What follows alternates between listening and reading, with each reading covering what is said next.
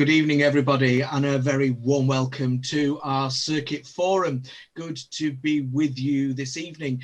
For those who are wondering how this works, if you weren't at our September forum, if you are an attendee, you won't be able to see yourself or any of the other attendees. We're using a function called Zoom Webinar, which works in a slightly different way to a normal Zoom function, a Zoom room.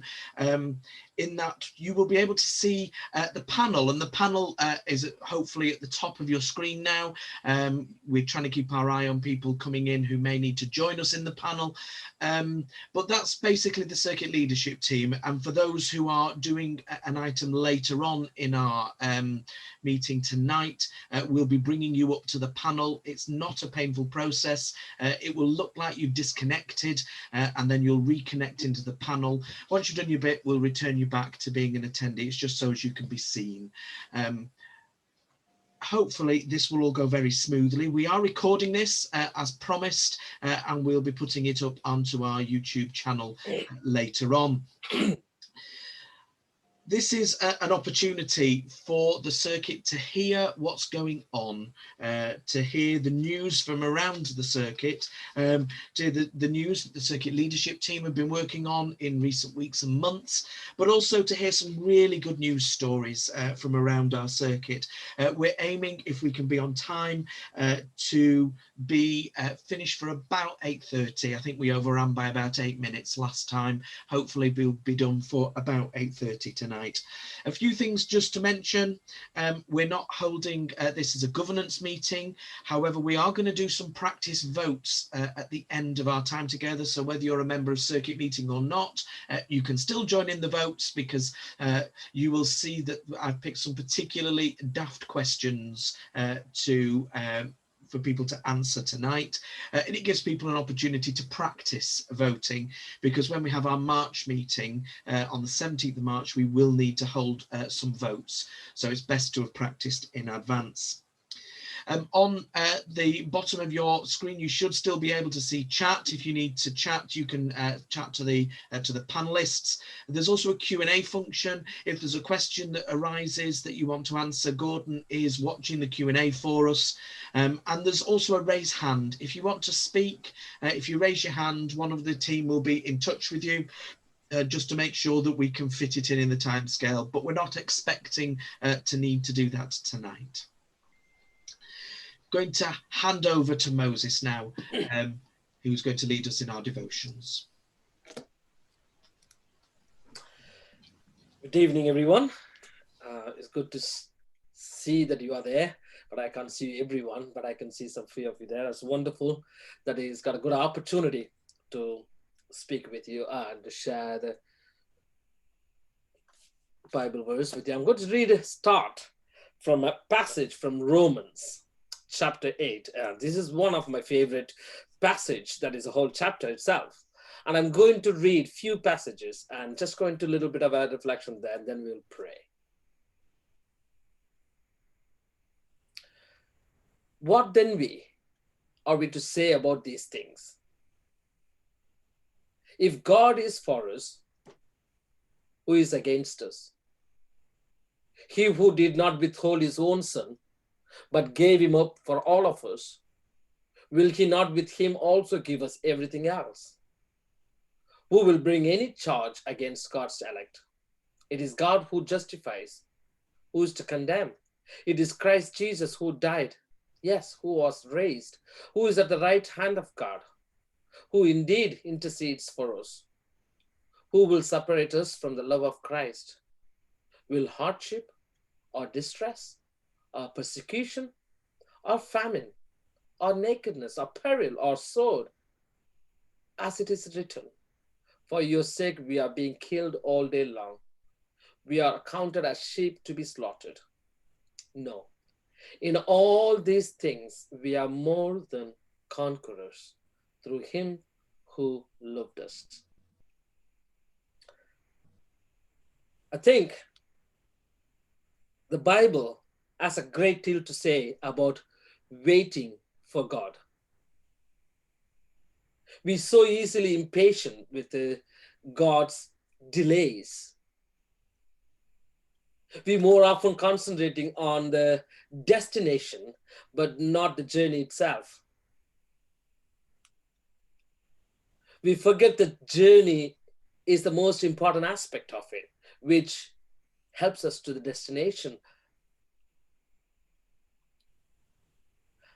We cannot wait for the fruit to ripen, but insist on picking it while it is still green.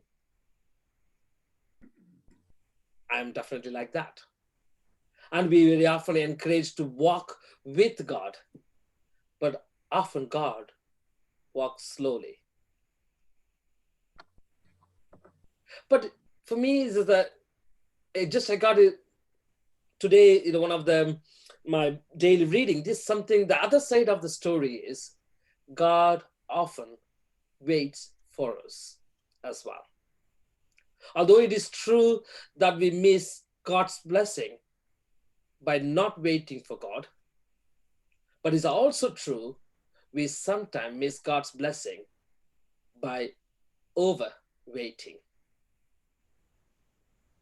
Because we need to pray, we need strength to sit still.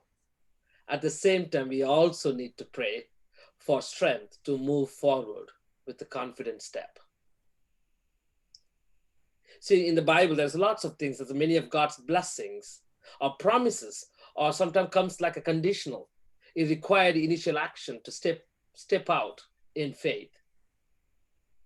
I just want a little story that will encourage everyone as well. During Christmas time, just after Christmas, I felt like, in the between Christmas and the New Year, you got that gap that you don't preach, and it's just like restless. You want to do something. And I just felt like I want to ring few people, especially people who I don't see them very often, especially church people. So this time I really urged to pick up a phone and just ring somebody to talk to people. And then I picked up and I just pressed one of the number I tried to ring from Woodlands. By accident, I rang the wrong number. So somebody other side, they answered the phone call and they said, hello. And I said, oh, so-and-so I was looking for. Oh, that person couldn't hear me. And then I knew that it was a wrong call. So I put the phone down. A minute later, that person rang me back again. Hey, are you the minister? Yes, I am. Oh, you just rang me. Yes, I was ringing. Oh, I'm so-and-so. Totally random person. But that person is thought that I meant to ring that person, but I did say, sorry, I tried to ring that, but anyway, I rang you there. But that person was really, really low in spirit, and she was handicapped, and she's very isolated, and she never spoke to anyone for weeks. And that time, I felt like God was on that conversation randomly in that way. I mean, it's not random for God, but really kind of me picking up the phone, ringing the wrong number, and that person got really encouraged. And then, in fact, we had a few minutes of faith conversation. She said, I don't really against God. During that time, I really kind of think God is there somewhere. You see, sometimes even when we step out in faith, do something, God can fulfill his purpose. Abraham had to leave his house, family, friends in order to inherit. 10 lepers Jesus healed were told to show themselves to the priest. As they went, they were healed. So challenge today for us, what God is calling you to do. There are lots of things we can't do because of restriction. But can you think something that you can do to encourage somebody or somebody's faith journey? Let us pray.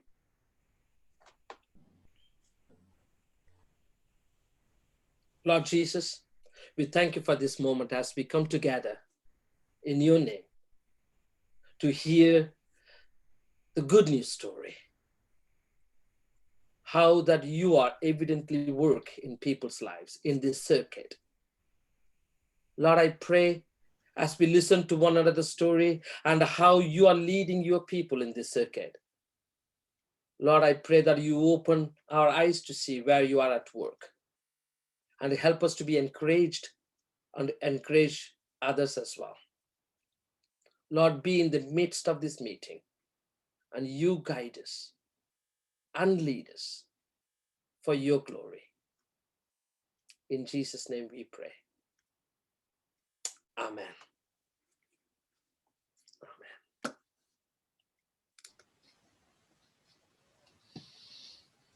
Thank you, Moses. We'll just switch round and I'll be on screen again. Really good to be together tonight. There are 29 of us in the room, which is really quite exciting. So it's really good that we're all here. A few things from circuit leadership that we wanted to share with you tonight.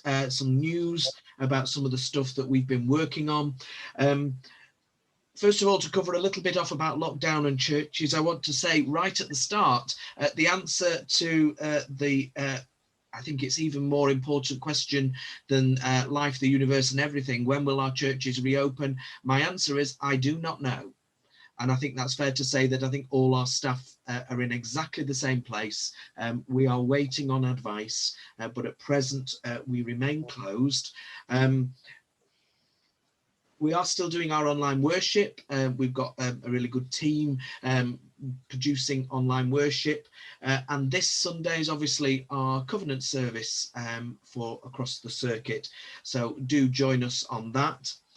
Numbers are still as good as they were back in September. We're still getting a really good number of hits, and a number of new folk have joined us since we've been able to post onto YouTube as well as onto Facebook, and particularly since our YouTube channel got a proper name rather than a whole load of random letters and numbers.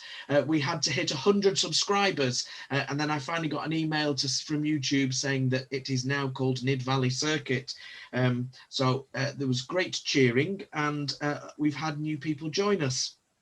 Morning prayer is still on every day, Monday to Saturday, and it's my turn tomorrow morning. But we're really pleased that, again, that community of worship and faith meets every morning and grows. It's a really great time to be together. Numbers are still up on Dial a Thought, which changes every Thursday. A new message recorded and put up every Thursday at some point during the day.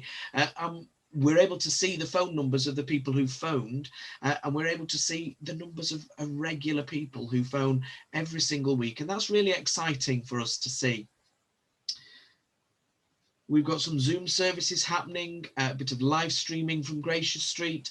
There's an immense amount of work that the staff team are doing at present, and a real sense of growing fellowship. I've had a number of comments over the last few weeks and months of people who've said to me, it's really great to know such and such is part of our circuit. I didn't know. Oh, and I didn't know they were going to that church.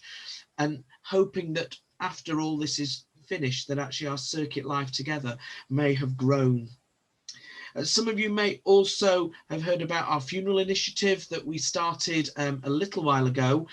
This was an opportunity that we gave out to all the funeral directors in the area, because Harrogate Crematorium at present is having one of its cremators repaired. So they're down on capacity, and they were getting quite a long waiting time. So we've offered Trinity on Tuesdays and Woodlands on Wednesdays for creme style services. We've had a whole group of people volunteer to be part of that team who will actually do the funerals, and a whole other crowd of people who are prepared to be stewards for us.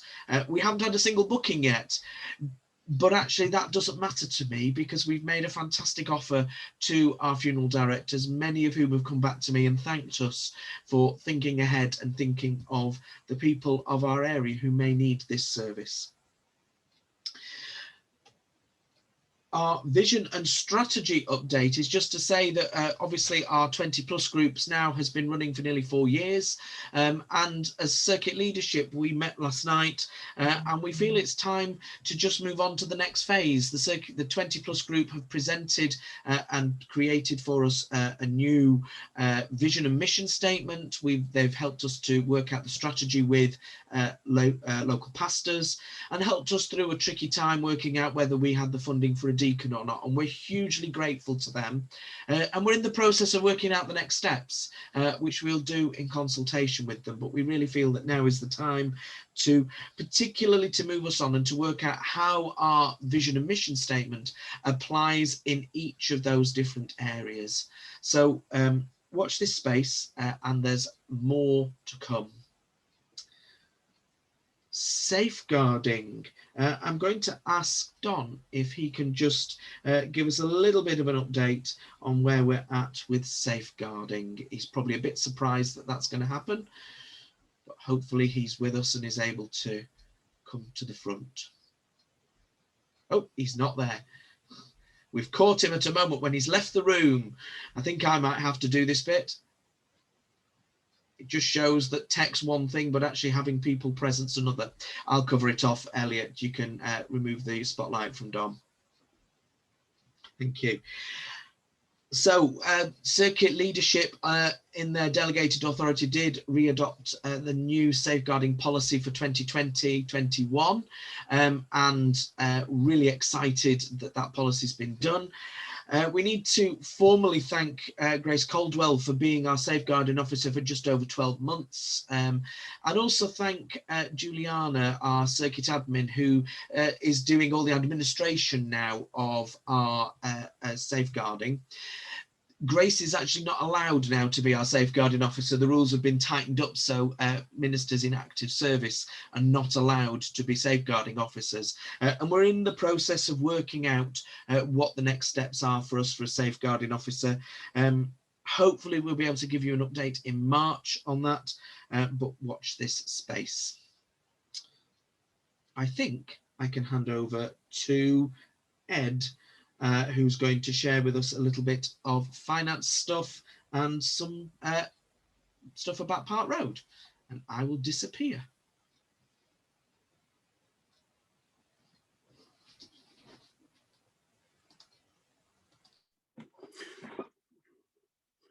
Good evening.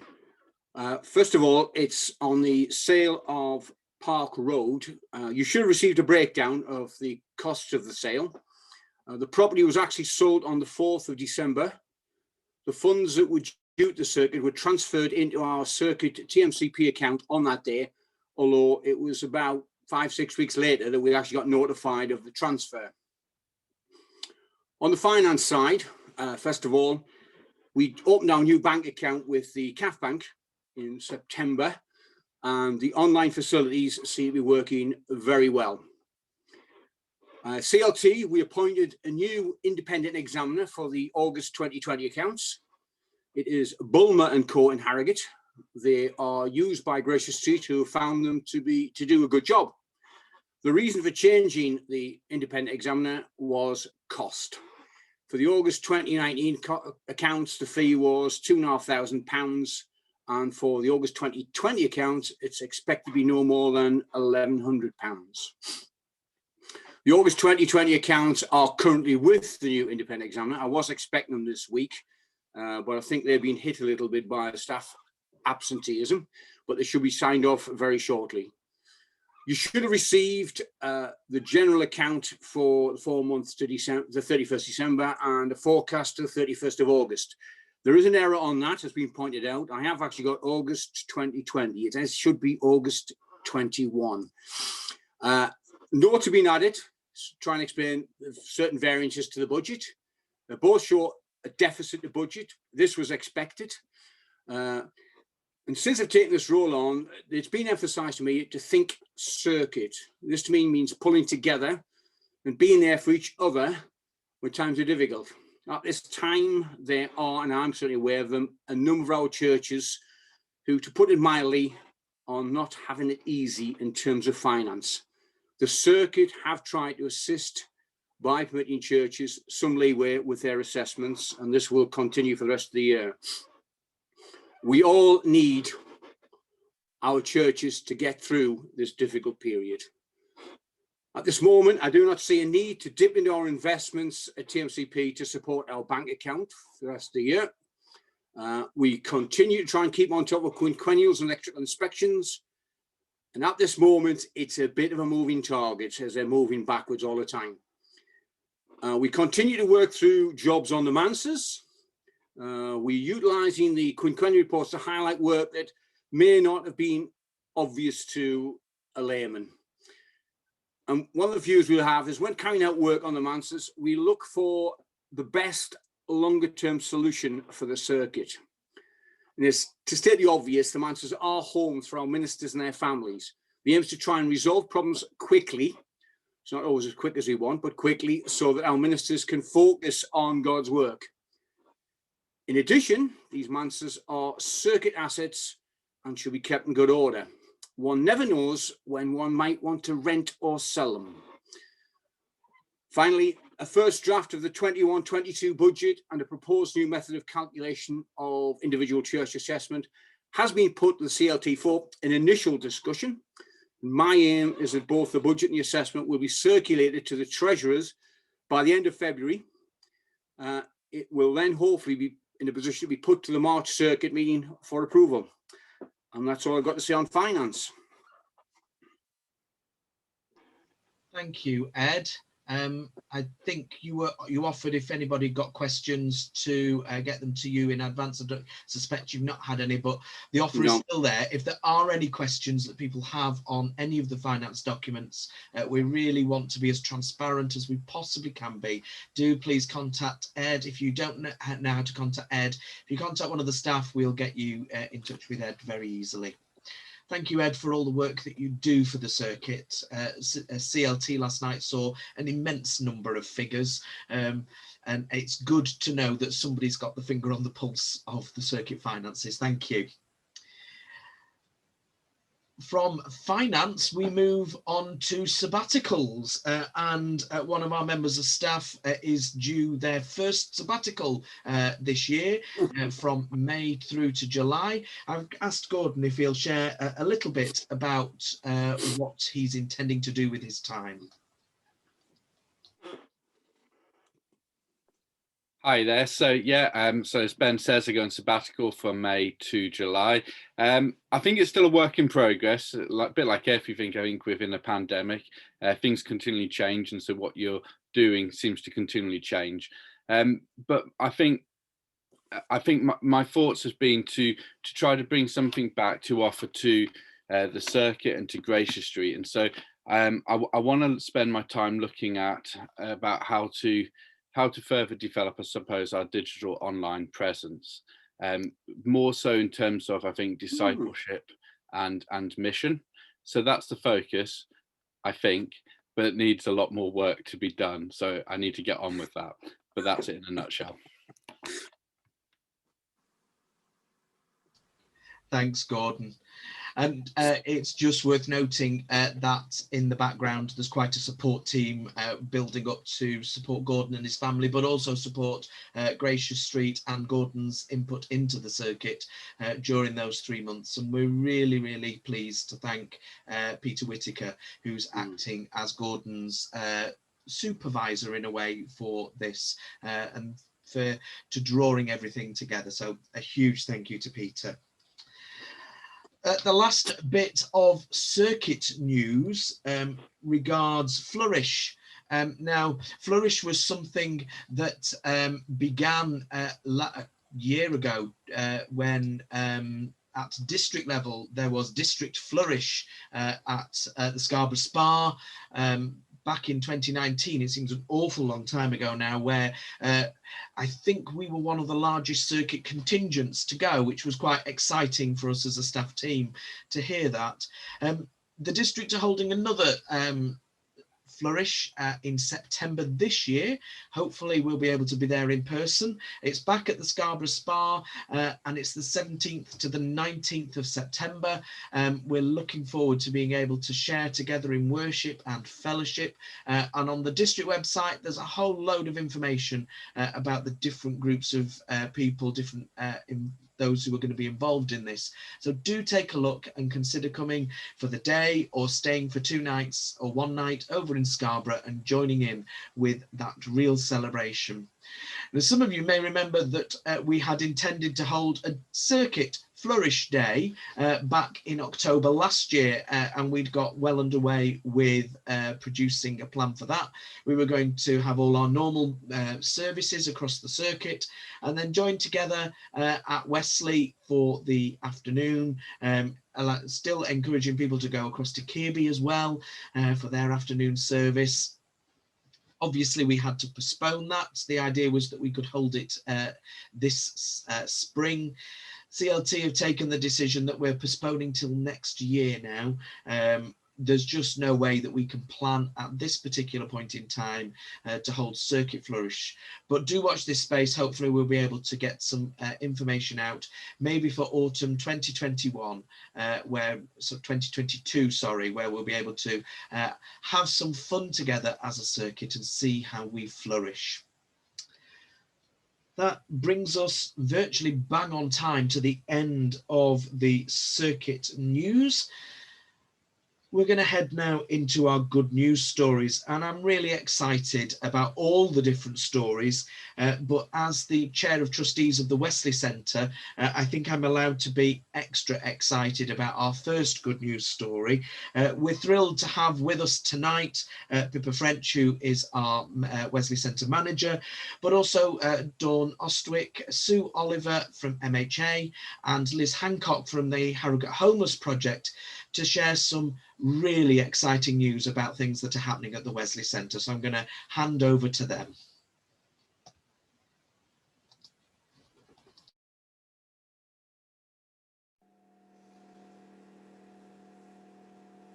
Hello, good evening, everyone. Shall I start, Ben? Well, like us all, this has been a time of huge challenge and change at Wesley. But we're here tonight because we feel sure that we are going in the right direction with the new partnerships we're talking about tonight, with our building works that are happening at the centre, and with the funds that we've been given. So in summary, I think probably most of you will know that due to COVID, the Wesley Centre closed. And more or less overnight, our groups who rented all our lower hall rooms and then sometimes our space in the upper hall disappeared, along obviously with a lot of essential income. So we were I think it's fair to say, worried about our future and our future financial sustainability. So at various meetings when we were scratching our heads, we decided that something really fairly radical had to happen at Wesley. And we hoped and prayed that something would fairly soon. And that did actually, something happened in the form of a proposal from the Harrogate Homeless Project, who were struggling next door on our premises to maintain their services, but also maintain social distancing and their safety in Springboard. So they asked whether we would consider their idea to take over the lower hall. I won't go into any more detail about that because Liz Hancock is here to tell you all about that and how it's working now and how it will work in future. And then also at the same time, we were fortunate to, prior to COVID, to have started discussions with MHA, obviously the largest care provider in the country, who most of you will know about. Discussions with them initially about sort of room hire really, but after that, moving into more of a partnership as we all had to cope with COVID and how we could work with each other.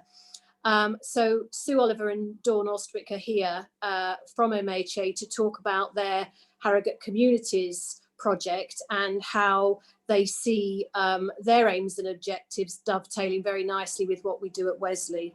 So I think, I don't know who's going first, but perhaps Liz, if you want to start, talk as you're in the building as we speak, operating. Yeah. Sure, thanks Pippa, and thanks for inviting me to come and say a few words. I've been asked to keep it fairly brief, which if you've met me before, difficult when I'm talking about the Harrogate Homeless Project. I could talk a lot about it, but specifically about this exciting new development that Pippa's. I'm sure in the rest of your meeting you've been talking about COVID, the implications, the impact, and what that's meant services, and needless to say we obviously haven't escaped it either, so it's been pretty challenging to say the least, but I've got the good news slot and this really is some good news that we can talk about. And what we describe it at HHP and across the board of trustees and the staff team is that this is a transformational development for the charity. The space that we now have to occupy to the constraints of the house we were running the day service from for 11 years, it's got such amazing opportunity, and I think the timing of this in such dark general times has really lifted everybody to see the potential of what we can offer the Harrogate district for homeless and vulnerable people. Importantly, we should recognise that it's an extension of the partnership with the Wesley Methodists, which is actually heavily linked to the origins of HHP almost 30 years ago now. So the synergy of it all is really charming as well, and we're pleased to be able to support you in working with this vulnerable client group. So what the move into the lower hall means, it means a way out. It's a HHP and the Springboard Day service. We already had some really ambitious plans about what our day service should offer, and that is about being more than that's about more than the meals and the showers and the laundry. We want it to be a place of change, so we could have a program of activities, development of people, and all sorts of wonderful that we wanted to deliver. But we knew a couple of years ago that the building was going to be our challenge. But at that point, we thought we had. So we pushed ahead and got some funding from the Lloyds Foundation to specifically develop the offering of Springboard. Then COVID hit us, but now we've got the next step forward in that journey where we've got the premises that will enable us to deliver all those sorts of activities. So I'm really focusing on the lower hall as just being the light at the end of the tunnel, so we can resume all the usual activities we do, which is the food, the practical aspects of things that people need, and the laundry, but also the chiropody clinic, the hairdressing, the activity, the social program. We have managed to resume the GP clinic, which is really vital, especially at the moment with the health vulnerabilities of our clients. So thanks to the space in the lower hall, have been able to resume in a safe way. So they're back in, coming every week. And I'm just starting discussions with our homeless health GP to use the lower hall to safely offer vaccines for the cohort as well, simply because of the space that we've got. So, I mean, it's transformational on all levels at the moment. I'd just like to add as well, big thank you from the Board of Trustees, much excitement, gratitude that we've come together in this way, and also the trustees and working group that I've worked with in order to put the agreement together. So obviously Pippa, Reverend Trevor and Mike Greenberg, who have really driven it forward in partnership and made it as smooth as possible to enable us to occupy the centre. So a little comment on what next. I've tried to indicate the scope of what we can get out of using that space. And so COVID permitting, restrictions permitting, we've really put our vision back on track to give the full programme of activities and outcomes for the vulnerable client group that we work with. So hugely exciting from us, and I look forward to keeping you updated. And if you've got any quick questions, I would be happy to take them.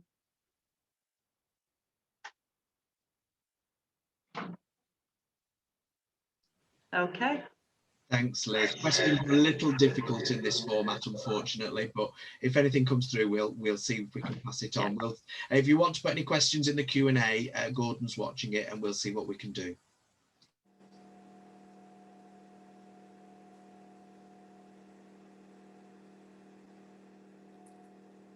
Thanks, Liz. Do we go on to Sue now?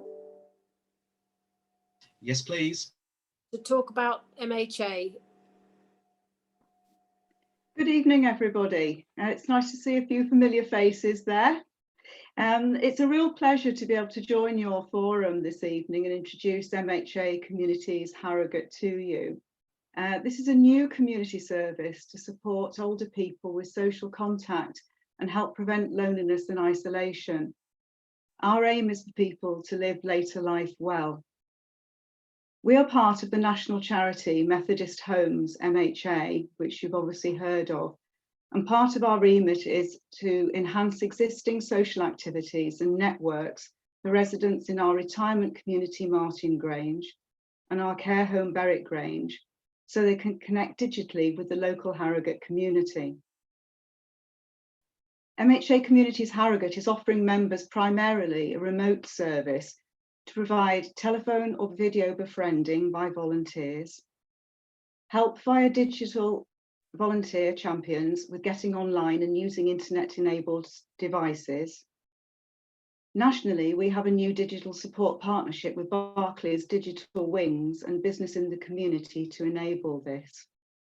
We are also discussing grant of a licence by Harrogate Borough Council to access their digital champion resources and train volunteers to help people get online.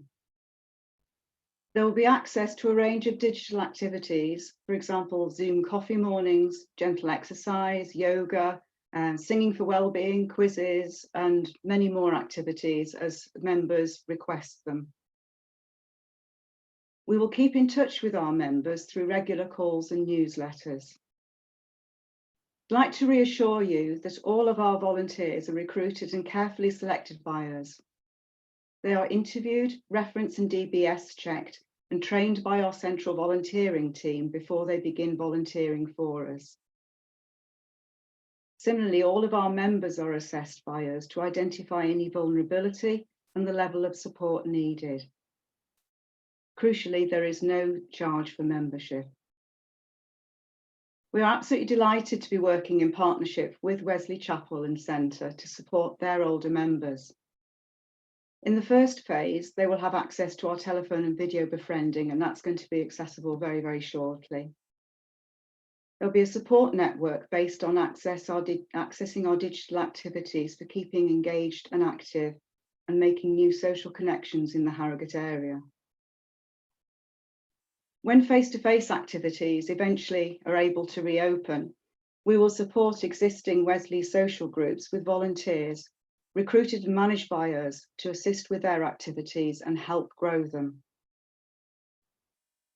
The next phase is to open up and promote our services to Methodist churches in the NIdd Valley circuit, once we are able to effectively manage support for our MHA residents and Wesley members with the help of sufficient volunteers.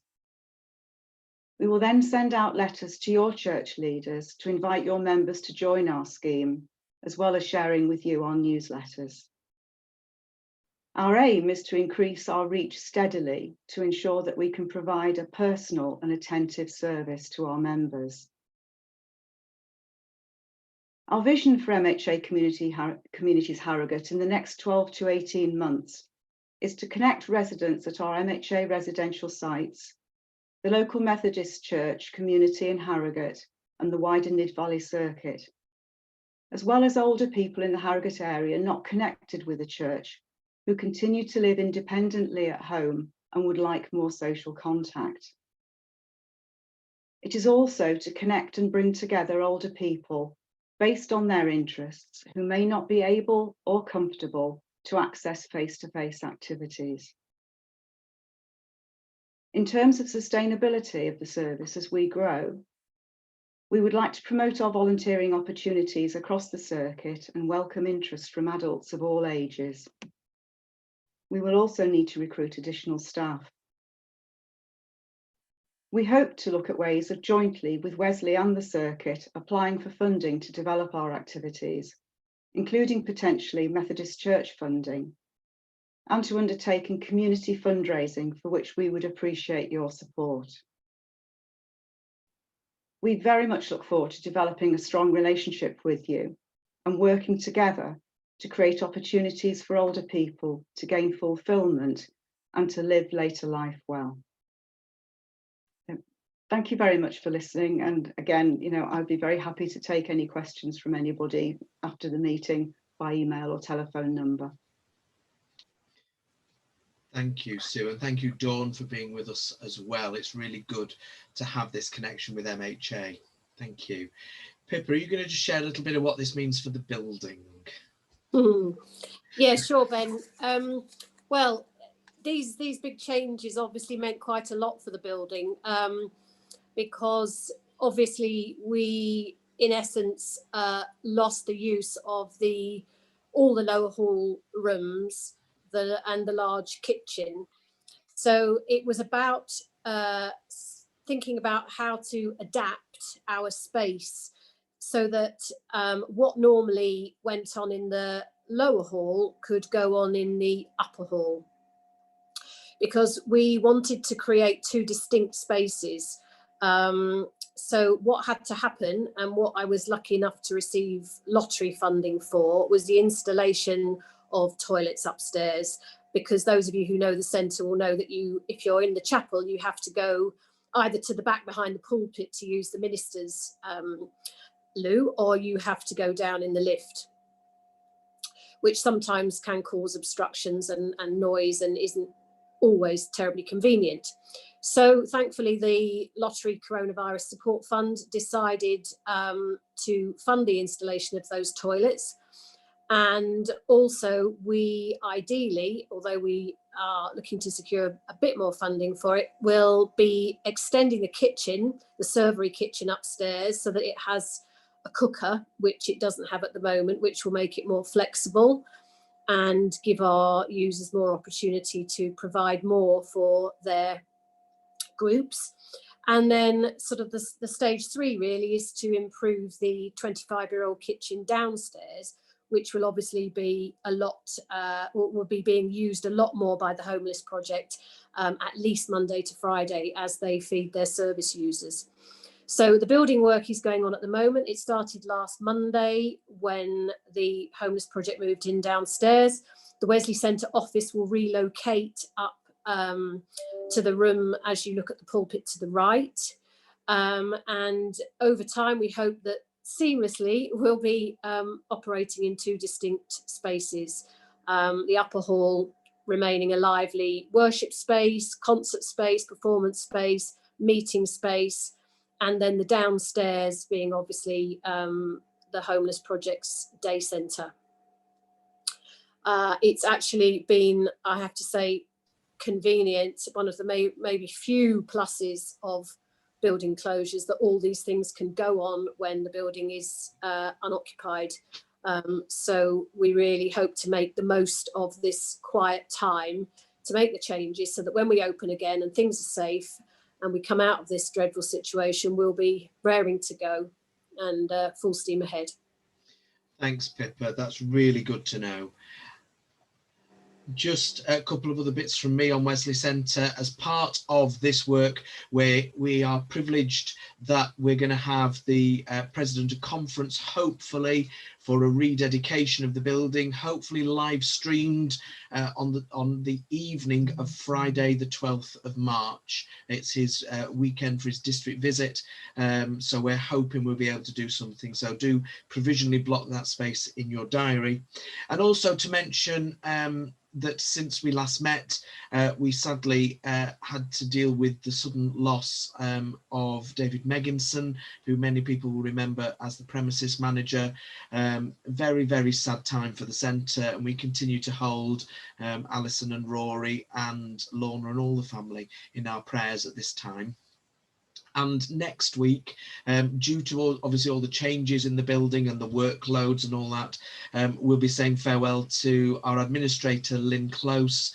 If people are wanting to give to a farewell collection for Lynn, if you contact Pippa or one of the members of staff, we'll put you in touch with the funding for that. I think that's all I need to say. It's time to move on to the next person, and we're going to bring forward Julie Dukansky from Bilton to talk about lunches. Well, good evening, everybody. Thank you so much for asking me to join you, and it gives me a chance just to share with you all what's been going on. The reason really that started it was when everything stopped back in March last year. I was very concerned that there was a lot of our members, elderly members, who did not have internet, and really how we were going to keep those connected. Besides just a phone call from our pastoral visitors and their friends. So back at the beginning of May, initially, we started doing lunches. We managed to do lunches from May right the way through till August because we were aware that quite a few people were shielding. After that, we then started doing lunches again when we had our lockdown back in November, and I'm pleased to say that we've been able to start straight away this time, and we'll stop when that need occurs. It took a little while for things to get into place, obviously making sure risk assessments were done, etc. But the purpose really, and it has been very, very successful, is really to just make sure that people stay connected.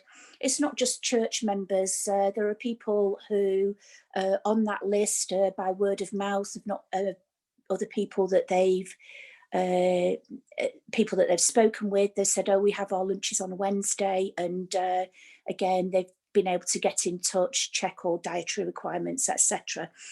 It's delivered a fantastic team of drivers who volunteer. They've been absolutely amazing. And they just turn up at the right time, socially distanced, and then they go off and deliver, and it really makes a lot of people happy. They're able to not only provide the 2-course meal that myself and Anne Ellis cook in the built-in kitchen, but it then also gives a smiling face, that knock on the door. We also know that they are okay. We wait until obviously they've got their meal and the drivers had a quick chat on their go, and we know that everybody's safe and well. I say it's not just church people. A lot of those may be not church members, but they're also people who went to the lunch club. People really do feel it's a way of staying a little bit connected during these difficult times. One of the other things that we did on the back of that back in May, again initially thinking about the quarantining of paper, etc., we've managed to get the notices delivered to them. So this is as well as the notices going out once a week on a Friday that Kath Jones and Chris Dukansky sort it. We also print off the notices and the church service on the Sunday for those people who aren't on the internet, and myself and Chris deliver those on a Saturday. Quick knock on the door, just check that they're all okay as well. And then in addition to, as I say, the phone calls, we've people who have since March as well have been doing shopping for people, and again just checking that they're all okay. Probably like yourselves really, I'm starting to see a decline in some people. It is really, really quite difficult, and this is just one way that we can really try and help them through this difficult time. So thank you very much. If there are any questions after, please feel free to ask me. Thank you, Julie. We'll go straight on to Panel's Advent Windows, and Gillian Parkin's going to come and share some news about that.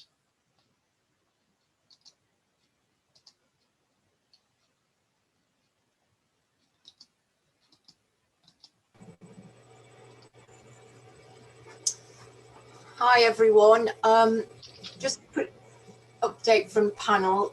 As many of you will know, we've not been able to open our doors to worship, but we wanted to maintain a presence in the community, and looking for opportunities, found one during the Advent season where we joined forces with St Robert's Anglican Church down in the village to create some real life Advent windows, which were not quite what they might sound, but we wanted to have a window decorated along the theme of O Come All Ye Faithful, illuminated every evening during Advent.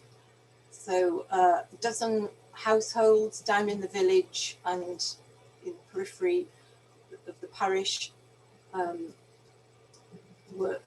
came from each church and did some really fantastic, novel and inventive displays in their window.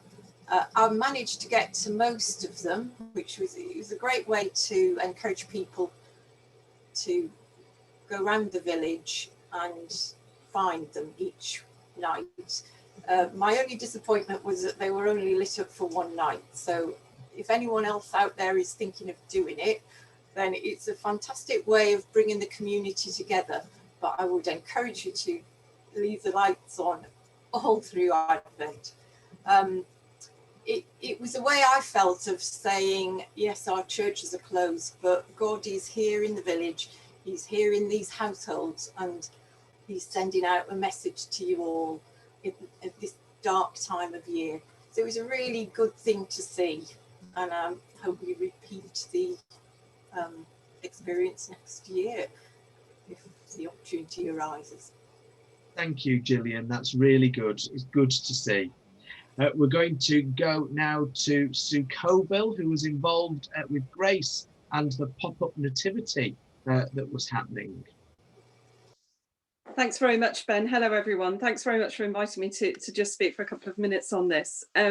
Like a number of other people, I think I saw on Facebook that Grace was asking for some volunteers to help her with the pop-up nativity, which is going to be located around the circuit at different places during Advent, before Christmas. In a mad moment, I offered to help her with the pop-up nativity outside Trinity on an afternoon before Christmas. I did try very hard to prepare prayerfully for it. I should have listened to Moses, I think, before I started, so that I could pray to move forward with a confident step, as opposed to, please, Lord, if anybody asks difficult theological questions, could they ask them of Grace and not of me? Grace and I wheeled the little pop-up nativity across the Stray and set up by the Prince of Wales roundabout. Mary and Joseph were slightly wobbly because we put them on some roots by accident, and I tried not to see that as a metaphor. We were dressed in our Christmas jumpers and our Christmas hats, and Grace in particular exuded positivity and great energy, and was a real magnet for people who were passing. We had a number of people who stopped to have conversations with us. We waved at passing cars and got lots of toots, avoided crashes, fortunately. We saw a number of vehicles that had key workers in them, so an ambulance, refuse vehicles, delivery drivers, so we tried to applaud them, which was fun, and I think they appreciated that. Mostly people who were passing on foot stopped to have a chat with us. Some thought we wanted money, which we didn't, but many seemed very touched and very grateful for the contact, and went off clutching their candy cane and their little Christmas story. So it was a lovely opportunity to spread some Christian cheer just before Christmas. It was a great example of outreach, and I learned a lot from Grace and just how Grace just was during that experience. And I hope we touched a number of people. I think we probably did. So a really positive experience, and one that I'd be very keen that we could repeat. Thank you. Thank you, Sue. From Christmas, we're going to head to hear from our folk running brigades, Mark and Vicky Wheatley, who run brigades for us down in Starbeck, and how they've been coping working with young people during lockdown. Well, good evening, everybody. Thank you for letting me come and speak here. I was invited by Leslie. Brigade, we try to run come rain, snow, hail, sleet, whatever. So back in March, when we were told we had to shut, it was quite an immense surprise to all of us.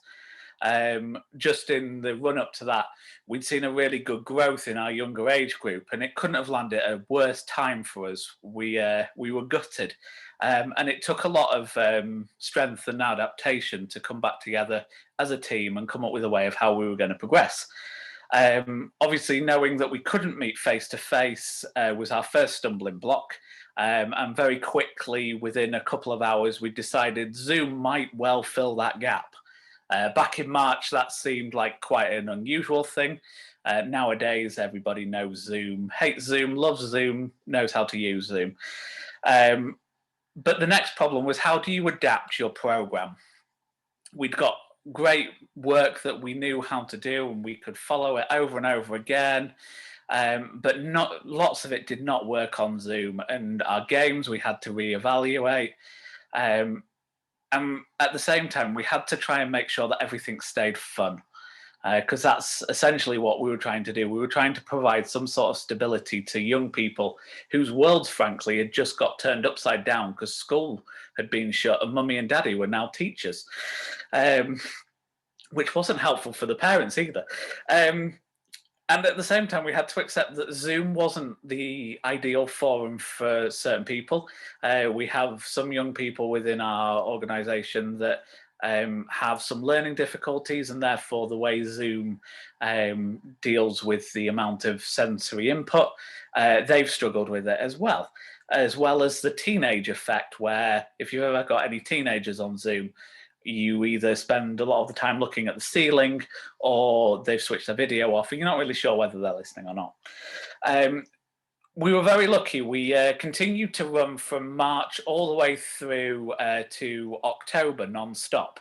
Every week we put an evening on. Some evenings were shorter than others. It depended on how many people were turning up.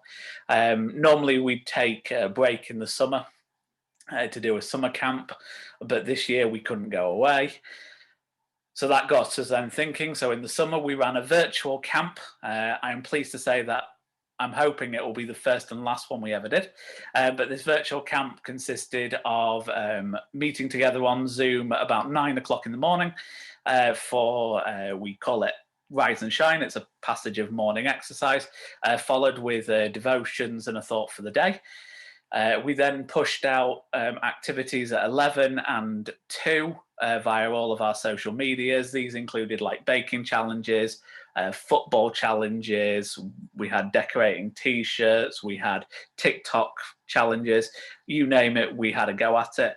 And then in the evening we met together again to have an activity, which could be a quiz or campfire, escape rooms, and then each evening we'd close with evening devotions and a campfire hot chocolate. I'm sure my neighbours were delighted every night when I lit up my little campfire in the back garden. But this seemed to go down really well, and thanks to kind of Dave and Vicky, who put together these activity packs and then wandered around the local area delivering the ones that wanted a pack.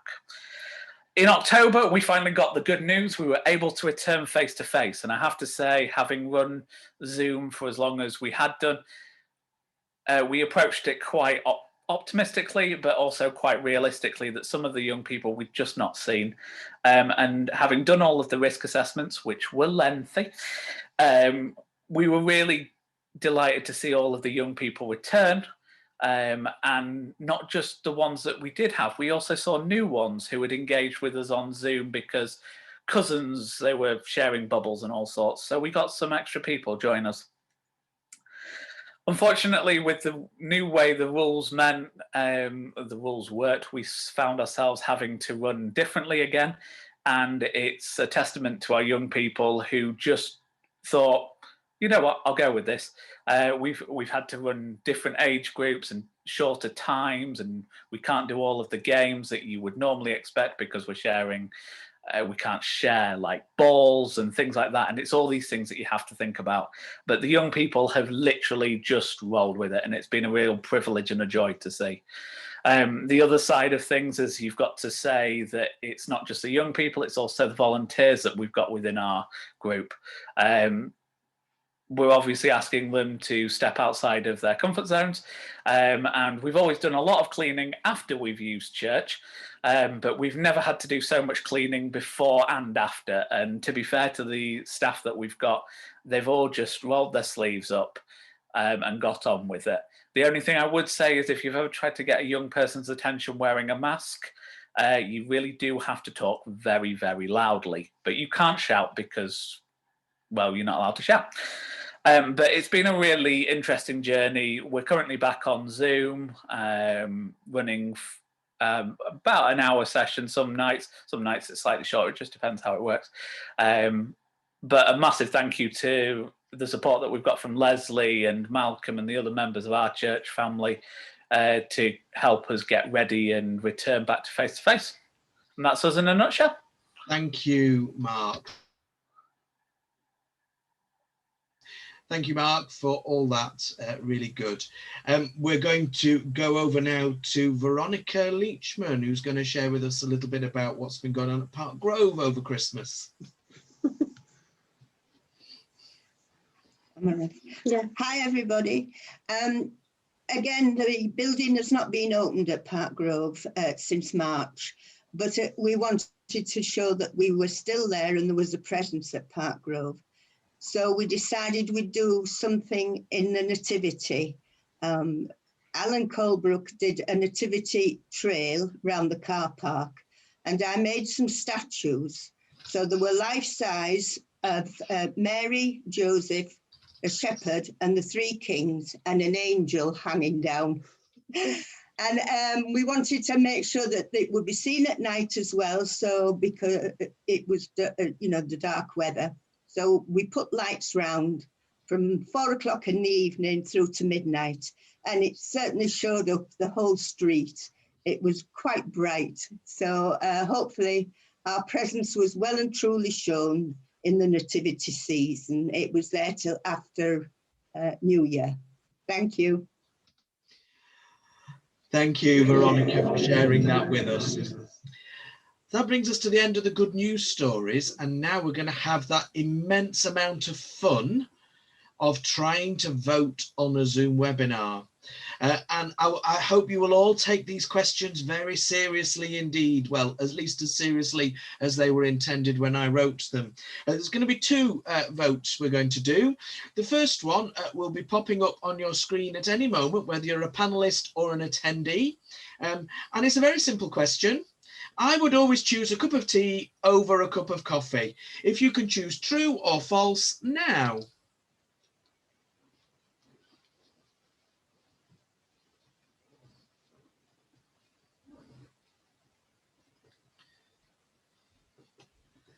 So 82% of us have voted. Keep going.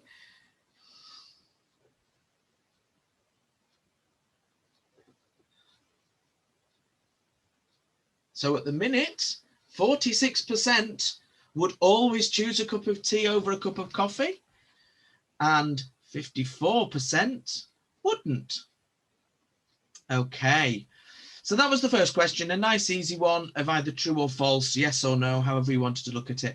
We're going to have a look at poll 2, and this time I'm asking you to multiple choice, choose what you would like of these. So what drinks do you like? And you can vote as many times as you wish.